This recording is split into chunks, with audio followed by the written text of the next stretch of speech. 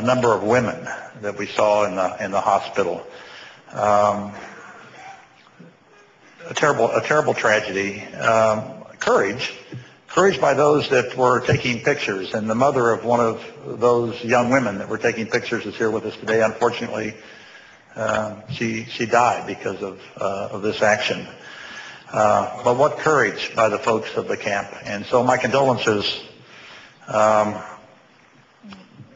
offered on behalf of my family and all of us, I think, that understand this tragedy.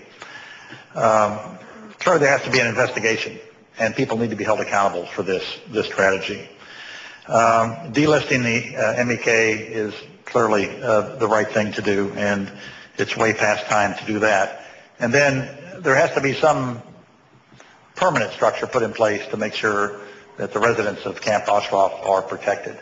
And whether that's UN-based or whatever the basis is, it seems to me that that absolutely has to happen.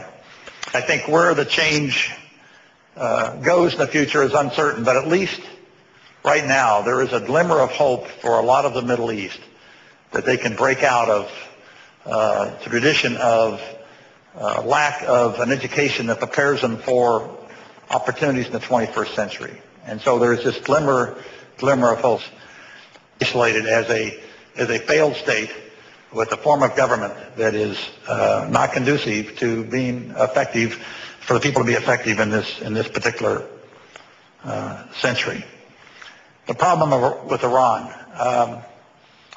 As chairman of the Joint Chiefs, there were several issues that we dealt with.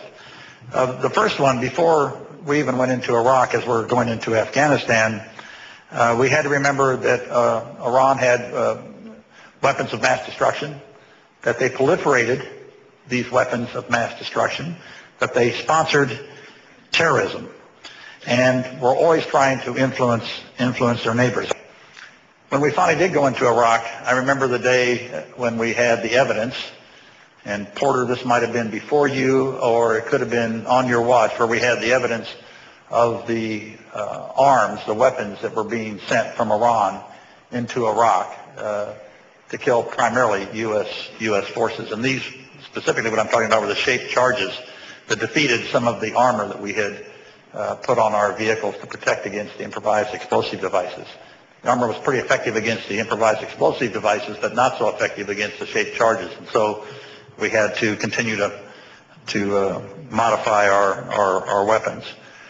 But the most serious issue with Iran, to me, is this issue of proliferation, actually.